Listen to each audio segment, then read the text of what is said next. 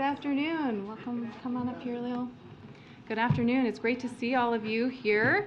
And today I am thrilled to have someone else making their briefing room debut. We have the director of the National Economic Council, Lael Brainerd, here with us at the podium for the first time. Lael, as many of you may already know, brings a tremendous amount of experience to the president's economic team, having previously served as a vice chair of the Federal Reserve, undersecretary at the U.S. Treasury, and a deputy director of the NEC.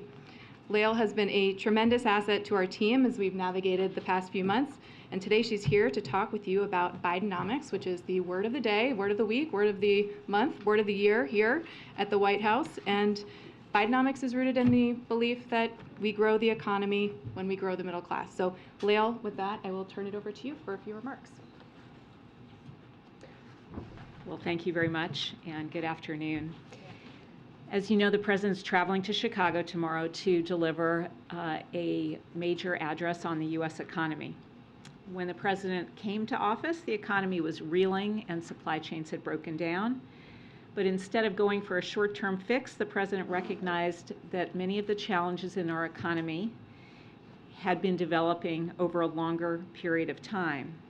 He rejected trickle-down economics, the theory that tax cuts at the top would trickle down, that all we needed was for government to get out of the way. That failed approach led to a pullback of private investment from key industries like semiconductors to solar. It led to a deterioration of the nation's infrastructure, and it led to a loss of a path to the middle class for too many Americans and too many communities around the country. So the President vowed to put in place a very different approach, an approach that grows the economy from the middle out and the bottom up, and that is very focused on growing our middle class. The President will outline the three key areas that are at the heart of that strategy. First, we're making smart investments in America in sectors that are critical to our economic and national security, focusing on infrastructure, clean energy, and semiconductors, and doing it in a way that catalyzes more private investment, not less.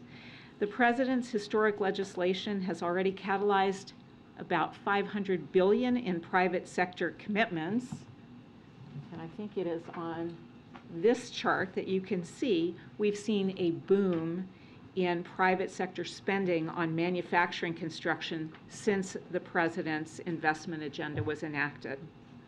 And we're doing it in partnership with friends and allies around the world, and we're doing it in a way that achieves our climate goals. Secondly, the President has prioritized policies to empower and educate American workers. The President will highlight the historic labor market recovery and what it's meant for workers and families that were too often left behind in previous recoveries. He'll talk about the steps that his administration is taking to educate and empower American workers, with a focus on developing skills for the jobs of the future, including those that don't require 4 years of college, by supporting unionization and creating apprenticeships, among other steps. And finally, the President is going to talk about the importance of promoting competition, both to lower costs and to provide a level playing field for small businesses by doing things like getting rid of non-compete clauses, bringing down costs from insulin to hearing aids, and focusing on junk fees. And he'll note all the ways that his plan is working. Since the President has taken office, 13 million jobs have been created. The unemployment rate is near historic lows, below 4% for the longest stretch in nearly 50 years. And we've received record low unemployment for groups that too frequently have been left behind. The share of working age Americans in the workforce is higher now than it has been for 15 years, showing that decisive policy and a strong economy can bring more people into the workforce. And you can see that here. Real incomes are up, especially for lower income workers. Small business applications are at record high. And today, while we have more work to do, inflation's been coming down for 11 months in a row. So with that, let me wrap up and I'll take a few questions. Okay. Thanks, Lael. Question for Lael? Francesca. Thanks so much. So in the memo that the White House released, you pointed to a stronger economic recovery from the pandemic compared to other major economies, lots of good jobs, and putting the middle class in a better position than it was pre-pandemic. But which of the policies, the president's policies, specifically led to those outcomes? So I think the sum total of the president's policies, the 4 historic pieces of legislation that he's passed, along with a slew of administrative actions together, are leading to investments in industries of the future. They're leading to great new job opportunities, and we see those in places like Weirton, West Virginia, where we're seeing an iron ore battery plant opening on the site of an old mill that, when it shut down, lost jobs in that area. And of course, we're also seeing it in the steps that are being taken to increase competition and to create better opportunities for small businesses. So it's really the sum total of all 3 prongs of his policies that are working to create a strong economy, but also an economy that will be resilient for the long term because we're investing in infrastructure. And just yesterday, as you know, the president announced over $40 billion in investments in high-speed internet as part of an overall program over 2 different laws that is going to lead to every household in America having access to high-speed internet, which is very similar to the approach that we saw in the Rural Electrification Act undertaken by Franklin Delano Roosevelt. Andrea. Yeah, thank you for being here. I wanted to ask you about this boom in construction manufacturing and whether you think that, in combination with the new housing starts that we saw, where the numbers also went up in May, will lead to some relief on the housing price issue that could help with inflation. And then I want to ask you about the overall outlook for the economy, whether you're more confident now that there will be a soft landing and that a recession could be avoided. Yeah, so I think it is going to be important over a medium term of several years to see greater housing supply, and that will help to provide longer term solutions. But even in the short run, if you look at the data on rent, for instance, the average rent is projected to come down for Americans over the second half of this year, providing really important relief to a lot of American families. What was the second part of your question? Can a recession be avoided? So in terms of, where we are on the economy, what has been interesting is, there have been these repeated predictions, and yet what we've seen in the actual data has been a lot of resilience. So again, we're continuing to see strong labor market, low unemployment. We've actually seen that stretch of a strong labor market improve due to the very large increase we've seen in participation of working age Americans. And so there are reasons to think that we are going to continue to see resilience against a backdrop of what we have referred to as more stable economic growth. Kellya. Thanks for being here. When you look at the overall picture with respect to office space in cities and how that has been an issue with the changing way people work, do you see that as having an impact on the economy if those buildings, can't be sustained, the companies and the banks that are involved there? And with the kinds of projections you're doing for the infrastructure building and the broadband and all of that, when we have such a tight labor market, where do you foresee that pool of workers to be, and can it be satisfied? Yeah, so in terms of commercial real estate, this is obviously an area that we've been tracking closely. Within commercial real estate, it's really that segment that you referred to. It's office space only. Some of the other areas of commercial real estate have actually been doing quite well, like industrial, and even retail has been doing better. Multifamily's been doing very well. But yes, some areas, office, is now adjusting to different patterns of working, more remote work potentially. So that needs to work its way through. And of course, we're very attentive to where those financial risks may lie, and so far they seem to be being managed pretty well, but we're going to stay focused on that. And the second piece was matching workers with jobs. So the President's agenda includes a lot of initiatives that are intended precisely to make sure that our workforce in the places where we're seeing those investments is skilled and is connected to those jobs. And so we talk about registered apprenticeships. The President just traveled to North Carolina to participate in meetings at a community college that was part of a consortium that resulted from his legislation. And those students are being connected directly to these jobs associated with investments in our manufacturing sector, and in some cases going back to high school level curricula. And that's very much what he has in mind when he talks about how skilled the workers that are involved in some of these very complicated industries of the future are, and the pathways that might include apprenticeships, might include community college, but need not include a four-year college. I know your time is limited. Thank you so much for Thank joining you. us here in the briefing room today. Thank you Leo? very much. Yes, please come back anytime.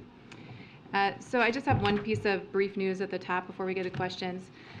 Today, the Biden-Harris administration is announcing a new security assistance package for Ukraine as we continue to stand with the people of Ukraine as they defend themselves from Russia's brutal invasion. This package includes key capabilities that will support Ukraine's counteroffensive operations, such as mine-clearing equipment, armored vehicles, and artillery rounds. It will also strengthen air defenses to help Ukraine protect its people from rocket attacks and provide Ukraine with additional anti-armor systems and ammunition for the HIMARS rocket systems that Ukraine is using so effectively on the battlefield. This is the 41st drawdown of equipment from the DoD inventories using presidential drawdown authorities for Ukraine that Congress approved last year with strong bipartisan support. And as President Biden told President Zelensky on Sunday, we continue to support Ukraine as it defends its sovereignty and territorial integrity from Russian aggression. Sungmin?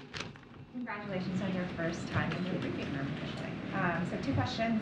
Can you offer more details about the lunch with President Obama and President Biden today? Is it just kind of a fun check-in thing, or do they have a specific agenda? I think President Obama has been doing a lot on the issue of democracy. Is that something that they're going to touch on during the lunch today? Well, as you know, the two presidents stay in touch regularly. They most recently spoke in early June when President Obama called President Biden to congratulate him on reaching the bipartisan budget agreement, which I believe we read out to you all at the time. And certainly they've seen each other regularly in the months before that. But, you know, President Biden is happy to be hosting President Obama here at the White House this afternoon for lunch. I'm not going to detail or speculate on what their private conversations might involve, but to say that they always look forward to seeing each other and having a chance to sit down in person. Is it safe to say it's more like a social meeting or any specific agenda? There's no specific agenda to this meeting. They meet regularly. This is part of that regular cadence of meetings, and I'm sure it will continue. And on the student loan decision that we expect from the Supreme Court, I mean, I know the administration has said over and over that you're confident in your legal arguments before the justices, but does that mean you have no plan B in case this is struck down? What is your alternative if the justices don't rule the way that you want to rule? Well, look, I think what we've consistently said is that we have been very confident in the legal argument that the Solicitor General argued before the Supreme Court, and we're not going to get ahead of what the Supreme Court's outcome is here.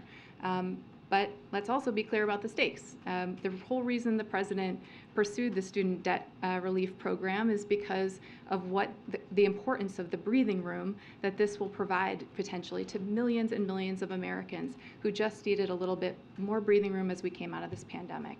And so while we won't get ahead of the decision, we know that the stakes couldn't be higher for student borrowers right now.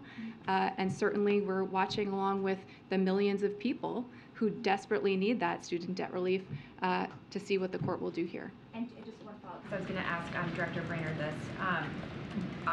While we're focused on the fate of the cancellation program, obviously the student loan payment, the repayments will resume again shortly. And I'm wondering if the administration has done any sort of research or if it has any projections on what kind of a drag that would be on consumer spending and subsequently the economy. Well, first of all, with respect to the lifting of the student loan pause, the Department of Education is going to be in touch directly with student borrowers to make sure that they have what they need and the information that they need is that prepares to resume.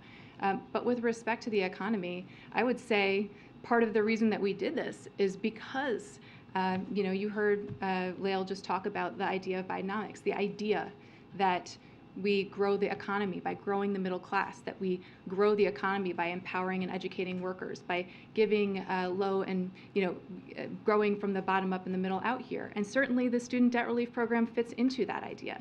The idea that coming out of this pandemic, once in a generation pandemic, the challenges that student borrowers faced as a result, certainly the idea of giving folks a little bit more breathing room to get out from under mountains of student debt so that they can do things like start a small business or buy a home or save for their kids' college education.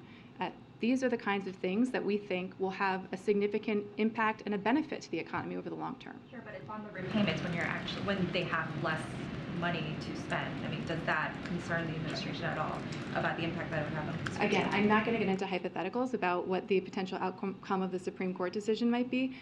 What I will say is that we feel that this is an incredibly important program for the student borrowers across the country who just need a little bit more breathing room. Mary? Polling continues to show this pretty large disconnect between the economic successes that you all are touting and highlighting this week and the way Americans are actually feeling about the economy, the way they're feeling about their own wallets. Inflation and recession fears continue to be a pretty big pull on the president's popularity. So why do you think that is, and is this big rebrand going to be enough to bridge that divide and turn things around? Well, what I would say is that the president's economic policies are incredibly popular. When you ask people what they think about investing in our roads, bridges, and airports, when you ask people what they think about educating and empowering workers, when you ask people about how they feel about reshoring manufacturing jobs and investing in America, those things are incredibly popular. And we find that when we go out and we talk to people about it, they support Bidenomics. And so that's exactly what the president is going to be doing in Chicago tomorrow. And that's exactly why we're talking to Americans about everything that he's doing to make sure that we grow the economy by growing the middle class, give people the support that they need to grow our economy for us. And yet, despite those numbers that you just cited, I mean, according to our last poll, 54 to 36% say Donald Trump did a better job handling the economy when he was president than Biden has done so far. You aren't announcing anything new necessarily this week. You are just, sort of highlighting and touting what you've done. Is that enough? Well, what I would say to you is look at where we were when we came into office, when after 4 years of Donald Trump, unemployment was over 6%. And today, we are standing here at a time where unemployment is at historic lows. We've seen inflation come down by 50% over the last year. 11 months straight, inflation has come down. We've recovered, our economy has recovered faster than any major economy in the entire world. And that's happening because of President Biden's leadership, because of the economic agenda that he's put forward. 2.5 years into this administration, we are just seeing the first impacts of all the historic legislation that he was able to achieve in the first couple of years. We're seeing shovels in grounds. We're seeing private investment come back to our country. We're seeing millions of jobs created. And so now is the time where, with all of those accomplishments, the president can take this message to the American people and say, this is what Bidenomics is, and here's what we have to show for it. Let's put our foot on the gas and keep moving forward instead of returning to these failed trickle-down policies that never seem to ever trickle down. And just on one other topic, United Airlines is calling out the FAA for failing the traveling public, saying the FAA's staffing and inexperience are crippling air travel. What's your response, and are there any steps, emergency steps, priority steps that can be taken to manage some of this chaos out there? I think, look, across the country over the last couple of days, we've seen some really severe weather. Millions of people have been impacted by that, seen it up close. I know people who had multiple canceled flights yesterday as a result of the extreme weather that we're seeing. The people at the FAA, the men, women of the FAA, are always willing to work collaboratively with companies to solve the problem. And I would just say that I know that the FAA is speaking to this and stands ready to work with companies to address any issues they're facing. I want to go back to the two subjects that just come up here. First, on the economy, you and this White House continues to point out that on individual issues that have been passed or that are being implemented, they are popular with the American public. Why does the White House think consistently, however, that Americans grade the president so poorly on his handling of the economy? Well, look, I just said that we're just starting to feel the impact of the president's economic agenda over the last couple of years. I mean, he in the span of 2 years' time, passed bipartisan infrastructure law, the Inflation Reduction Act, CHIPS and Science Act, and now we're starting to see we are reaching the implementation phase where people are seeing 35,000 infrastructure projects and shovels and grounds across the country, where we're seeing $490 billion in private sector investment coming back to the United States and reshoring of hundreds of thousands of manufacturing jobs in cities that had been hollowed out for generations. So people are just starting to see the impact of all of the successes of the last couple of years under this president's economic agenda. And now is when we're able to not only talk about what the president's agenda is, but point to the results and the fact that we have to keep our foot on the gas, as I said, to keep ourselves moving forward here. Some version of what you just said has been said by this White House, though, most of the year. So at what point are the American people going to see this, or are they just not paying attention to what's being done? Are they not being patient enough? Look, I think the people all across the United States of America are starting to see shovels and grounds in their communities. They're seeing the president announce, as he did on Monday, a commitment to connecting the entire country through high-quality, affordable broadband access, which is going to make a difference in the lives of millions of people. And so, as we get farther into implementation, people are going to continue to feel that. They're going to continue to see that, and they're going to continue to hear from this president about how we're going to continue to make progress for them. Real quick on student loans, though. Do you have to those Americans who have those student loans that are waiting for the forgiveness or have enjoyed the forgiveness, or to those that are perhaps opposed to the program at all, what would be your message to those, especially with loans, who are waiting as anxiously as the White House is for a decision? That President Biden has fought for you every step of the way. The student debt relief plan he announced to give millions of student borrowers who were buried under mountains of debt a little bit more breathing room coming out of this pandemic. And in the face of that, we saw Republican lawmakers in Congress and special interests try to defund this program. We saw them introduce legislation that the president had to veto to try and get this program. And we saw them go all the way to the highest court in the land to try to rip away student debt relief from millions of student borrowers who desperately needed it. And this president, the DOJ, Solicitor General, went to the court and fought hard to protect this program. Now, we are confident in the legal arguments that we've made. We certainly hope the Supreme Court agrees, because we know all too well what the stakes are for millions of students. Kevin. Just circling back to FAA, why hasn't the president nominated someone to lead that agency on a permanent basis? It seems as if the airlines are losing confidence somewhat in their ability to manage these travel problems. Look, as you know, we have fought to swiftly confirm an FAA nominee. I don't have any personnel announcements to share with you today, but we do have capable leadership in place at the FAA who are making sure that our skies remain safe for air travelers in the meantime, and are doing the hard work of making sure that we meet the needs of consumers in this busy travel season. Okay. And was the president able to listen to that tape of his predecessor that was released yesterday talking about classified documents, and did he have any particular reaction to it? I'm simply just not going to go here and refer you to the DOJ on anything related to this matter. Andrea? Yeah, I just want to ask you about Russia and Wagner. What actions, can you take as an administration to hold Wagner accountable for their for what we just saw over the last few weeks? And are you starting to, to what extent are you concerned about a destabilization of Russia and the impact that would have on the global economy, but also on the conflict? So with respect to your first question, we have taken action against the Wagner Group in the past. I'm not going to forecast any future action against Wagner or even speculate on what the future might hold. As you know, we are continuing to monitor this situation closely and stay in close coordination with allies and partners across the globe. You saw the President, Secretary Blinken, Secretary Austin doing that across the weekend into Monday. And certainly the President continues to be briefed on this situation and is monitoring it very closely. We don't have a perfect picture right now of what is happening, but we want to continue to make one thing very, very clear, and that is that we resolutely stand by and support Ukraine. You just heard me a moment ago announce yet another drawdown for Ukraine to make sure that they have what they need to defend their territorial sovereignty and integrity. And you saw the President speak to President Zelensky on Sunday to reinforce that directly. So we'll continue to make that clear. We're continuing to watch the situation. I'm not going to have much more to say on this today, unfortunately. We just are in a place of waiting and watching and working with our partners to make sure we have an accurate assessment of what's going on. And did I miss the second part of your question? No, I have another one actually though on China.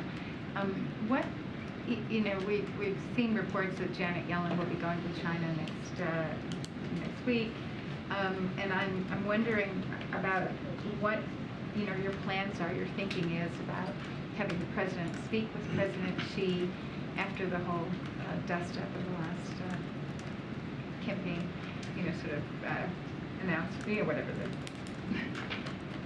Yeah, dictator sure. remark. Whatever you'd like Just to to call it out.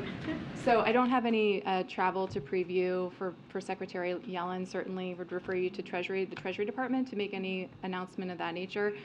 With respect to the President, I also don't have any call to preview. I think you heard him the other day say he hopes to speak to President Xi in the near term, but beyond that, I don't have anything to add on that front. What I would say is that, as you heard Secretary Blinken say during his travels in the region and upon his return, we continue to feel it's really important that we have multiple channels of communication with Beijing, and that is critical to the relationship in a time where our increased competition, we want to make sure that doesn't veer into conflict. And so have those multiple layers of communication to avoid any sort of miscalculations, misperceptions, tension, manage the tensions in a responsible way. Given the situation that we saw unfold this weekend in Russia, are you reaching out to your Chinese counterparts through all these different discussion channels to ask them particularly to take any particular action in the context of the divisions in Russia? I don't have anything specific to read out to you on that. Sebastian? Thank you very much. Do you have anything on the slightly mysterious conference that took place in Denmark on Saturday? I mean, I say a little mysterious because it was a big conference. It was countries from all over the world, including some of the Ukraine skeptic ones, if you can call them that, like India. But very little has come out of it. Do you have anything on what did come out of it, and could it lead to something more concrete and visible? So you're referring to a meeting that happened, it was organized by Ukraine in Copenhagen over the weekend. And on Saturday morning, National Security Advisor Jake Sullivan participated in that meeting virtually, and a Senior Director for Europe, Amanda Sloat, participated in that meeting in person. Again, it was convened by Ukraine. They had a positive and productive discussion about, about what principles for peace could look like and how we could achieve a just and durable peace in Ukraine. And the attendees broadly agreed that we want to see this war end swiftly, and we want to ensure that everybody continues to respect the fundamental principles of the UN Charter And that includes the principles of sovereignty and territorial integrity. Beyond that, I don't have anything to read out to you. This was a meeting convened by Ukraine, and would refer you to them for other participants and details. Merrick? Thank you, Olivia. I have two questions for you. I would like to follow up on Andrea's question. There are alarm bells are ringing in Poland and Baltic states because of the movement of Wagner Group troops to Belarus. And Polish president just today called it a relocation of Russian forces. So is it at all possible that the whole mutiny was just a cover for moving Wagner's troops to Belarus? And what's your reaction to those concerns on the eastern flank of NATO? So I'm not going to get into any sort of speculation about this situation. We're continuing to monitor it closely, and all I'll say is that, rhetoric around nuclear weapons is, we've seen coming from the Russians is highly irresponsible. And that said, we've seen no change, no reason to assess that their nuclear posture has changed, and no reason to change our own nuclear posture. With that said, we remain committed to the collective defense of the NATO alliance, which of course includes Poland, and we are going to stay in close touch with our partners and allies to make sure we continue to monitor this closely and responsibly. And to follow up on nuclear weapons, President Lukashenko said today that a significant part of the nuclear weapons have been brought to Belarus. Can you confirm that, and that in fact it happened? And if true, why the U.S. is not changing its nuclear posture in response to Russian change in their nuclear posture? John yesterday sounded like a little bit dismissive about this movement. Yeah, I can't confirm that for you. Mike? You've talked a lot today back on the economy about what the president has already done in the last 2.5 years. That, of course, a lot of the president's agenda was left on the table. Child care, ending Trump tax cuts, that kind of thing. At what point, and obviously it's not this speech, but at what point does the president have to pivot to be talking about specific proposals for new things that he wants to do in a potential second term, or even in the latter part of this term? And why isn't if this, I think Corinne yesterday called it a cornerstone speech or something like that, why not use this opportunity, you're obviously building up the speech, to do some of that, to talk a little bit about new specific proposals? Well, look, part of what we're doing right now is implementing so much of this legislation, right? I mean, we launched a couple of weeks ago invest.gov, where you can go and you can actually see where all the private investment that's coming into the United States, where all of these 35,000 transportation projects are springing up across the country, that is now underway. And we're focused on implementing the incredible pieces of historic legislation this president has gotten done over the last 2.5 years, and making the case that this is the kind of strategy we need to continue to put the pedal to the metal on, so that we can continue this economic progress and not risk undercutting all of that. Because as we've seen, House Republicans continue to try to repeal the IRA, and the progress that we're making in investing in clean energy and manufacturing, reshoring jobs in America. They're continuing to push for unpaid for extensions of the Trump tax cuts, which would add $3 billion to our deficit, send jobs overseas, and undercut the progress that we've made. So this president is laser focused on, the historic progress that we've made, the historic legislation we've made over the last 2.5 years, and making sure that we implement that right now successfully, so that we can continue to keep our foot on the gas, as I said.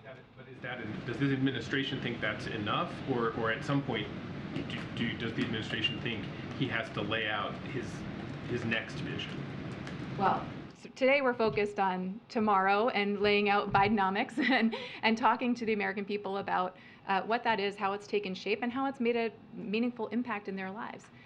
That's what we're focused on for the moment. I don't have anything to preview for you in the way of future economic announcements, but look, we believe there's really substantial progress to be proud of here. 13 million jobs, 12 million new small business starts, wages that are rising now as to where they were at the beginning of this administration. Their wages are rising now, even when adjusted for inflation. There are a lot of reasons to see positive signs in this economy as a result of what the president has done, and we want to keep that going. Go ahead, Jared. Thank you. So on that speech tomorrow, is Bidenomics kind of like the message here that as it relates to inflation, as it relates to a lot of the issues that you guys were dealing with over the last few years, that the worst of it's over? Is that what we're going to hear from President Biden? I am definitely not economic forecaster. I'm not going to get out my crystal ball. I think, as you've heard Lael just lay out really clearly, however, we've seen a lot of positive signs about inflation moderating. Inflation coming down by 50% over the last year, declining for 11 months straight. Certainly when you look at where other major economies in the world are, the United States has a lower rate of inflation right now than any other major economy. And so that tells us that we are on the right track here, and we've got to continue to keep our foot on the gas. Does the administration share the baseline view of the Federal Reserve that 2% inflation is the goal? I, as you know, cannot comment on the independent monetary policy set forward by the Federal Reserve, so I'm just going to leave that there. Ed, go ahead. Thanks, Olivia. So the Federal Reserve says inflation is double what the Federal Reserve would like to see, and they believe the unemployment rate will go to 4.1%. So how is Bidenomics not an era of high inflation and rising unemployment rate? Well, take a look at where we started and where we are now. That's the easiest answer to your question. When we came into office with the global economic headwinds of COVID that were then compounded by the disruptions we faced when Russia invaded Ukraine and disrupted global food supply chains, global fuel supply chains, sent inflation soaring around the world. Right now, the United States is in a better position on inflation than any other major economy. And why is that? It's because the president took a number of swift and decisive actions to make sure that we got our economy on track, that we got ourselves open and chugging along again. And today, as a consequence of that, we see record low unemployment, record new small business starts, inflation that, again, is lower than any other major economy in the world, and we're making progress. But we're seeing layoffs, specifically talking about the auto industry. For example, Ford is saying they're laying off workers to afford the cost of the transition to EV. The first quarter of this year, Ford lost $700 million on their EV program, lost $600 million last year. So is that what we can expect with Bidenomics? Well, I would just say, looking across the economy broadly, we're seeing signs of progress. We're seeing, as I said just a moment ago, record low unemployment, record small business starts, jobs that are coming back by the hundreds of thousands overseas as a result of private investment in clean energy manufacturing in our country. And so certainly we believe that broadly we are on the right track here, that Bidenomics is having a tremendous impact, and we want to continue to see that progress move forward. Go ahead. Does the White House have a response to Ron DeSantis' proposal to use lethal force against drug cartels trying to cut through the border wall along the southern border? I've got to be really careful from here in talking about declared 2024 presidential candidates as a result of something that you all know. It's called the Hatch Act. It prevents me from doing so. But what I will say broadly is that with respect to immigration, this president came into office introducing a comprehensive immigration reform, sought and received and was able to obtain record border security funding, was able to put in place a series of policies that expanded legal pathways for migration, that dealt with our border situation, and has now resulted in a significant decrease in unlawful border crossings since the lifting of Title 42. And he's done all of that without the help of Republican governors around the country or Republican lawmakers in Congress. And so we think that this is a serious issue that demands leadership, and that the president is providing that leadership. And we just hope that Republicans will find their way to the table. On the policy itself, do you think, putting aside Ron DeSantis' proposal of it, do you consider that the use of lethal force against, he says drug cartels, do you consider that draconian? I haven't seen the details of this policy, and I'm not going to speak to it specifically, also given my Hatch Act concerns, but I'm happy to take it and come back to you if I can say anything about it. Jackie, go ahead. Thanks, Olivia. What message is the president trying to send to the American people when he invites his son to the state dinner and Camp David, as we saw this past weekend, amid everything he's going through? Every president of the United States has invited their family to state dinner. This president also has a family. He is no different. And beyond that, I'm just not going to engage on this. The former White House Press Secretary Jen Psaki acknowledged that optically that might not have been easier for the White House. Can you elaborate on that at all? The decision to invite the president's son amid everything that he's going through, and what challenges that poses for this White House to explain. Like every other administration, like every other president, this president has a family, and he did exactly what many prior administrations have done. And beyond that, I really don't have any comment on this. Go ahead, Catherine. Thanks. You've mentioned a couple times the idea that people are just starting to feel the impact of the president's economic policies. Does the administration have an assessment of how long it will take for these policies to sink in, and will it be before the next election? Well, look, I'm not going to speak to future elections from here, but this president is, as I said, we have already seen the strongest and fastest economic recovery of any major economy in the world. So we've already seen, I just talked about the millions of jobs that have been created, the millions of new small business starts. So we are on track. We are making progress. All I'm saying is that the president is really laser focused on making sure that we implement his Invest in America agenda and continue to, as I said, make sure that we keep accelerating forward. I just want to try once more on the layoffs at Ford. I don't know if you have any comment on the layoffs themselves, and is the administration comfortable with the idea that jobs could be lost in this process of transitioning to electric vehicles? Well, look, certainly anytime somebody loses a job, loses a paycheck, that's something we're concerned about. The president knows that deeply and personally, what that is like for a family. And so certainly anytime we're hearing about layoffs in the economy, we're concerned about that and monitoring that and looking at that. But what I will say more broadly is part of the reason why the clean energy investments that the president has made in our economy are so important is because we are simultaneously moving his ambitious climate agenda forward, but also bringing clean energy jobs and manufacturing jobs and supply chains back to the United States by the hundreds of thousands. So, again, anytime we hear that somebody has lost a job and a paycheck, that is something we take very seriously and don't want to diminish, but we're making progress here, and we think that's important to lift up too. Courtney? Thank you. On child care, the Commerce Department is requiring certain recipients of CHIPS funding to provide child care to their workers. I know you've been talking about different infrastructure investments today. Lyle was talking about that as well. I know the White House is also looking at other ways to replicate that idea to expand child care when it wasn't put in the Inflation Reduction Act.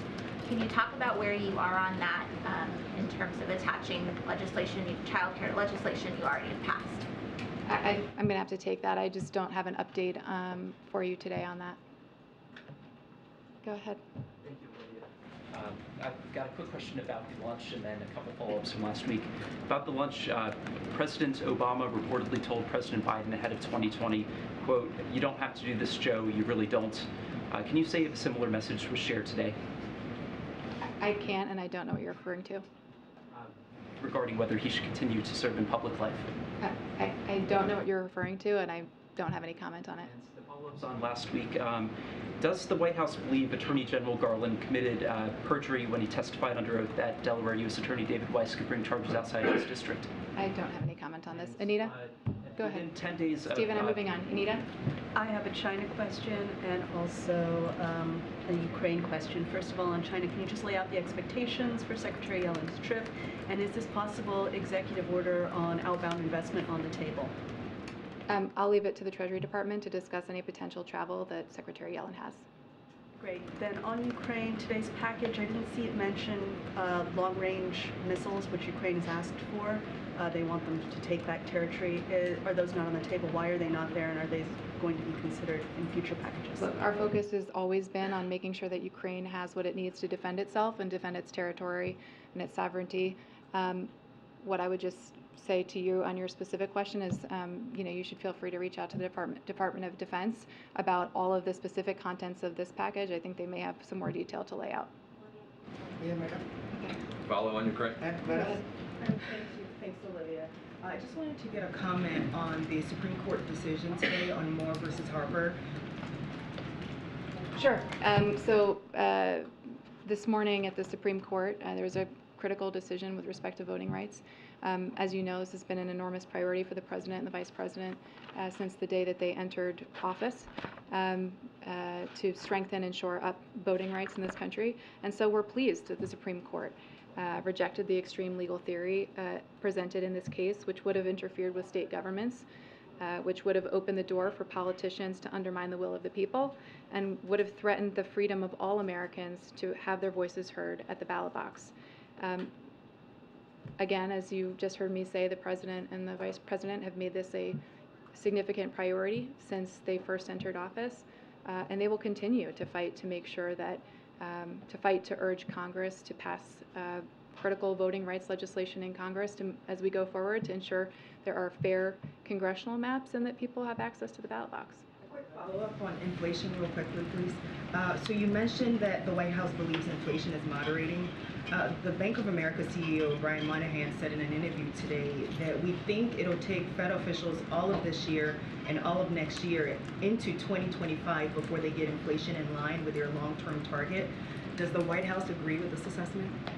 I certainly am not going to make any predictions from here, economic forecasts from here. All I can say is what Lil said a few moments ago, which is that we've seen inflation come down significantly over the past year, 50% over the last year, 11 months straight.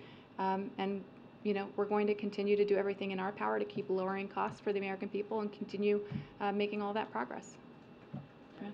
Following up on the President's call with President Zelensky, he had said that there would be a second one. So it sounds like that hasn't happened yet, though. Do you expect that to happen today? I don't have any call to read out to you today. Okay, and then in the call that they did have, did the President encourage President Zelensky to attend the NATO summit next month in Lithuania? And does President Biden expect to meet with President Zelensky in person at that summit?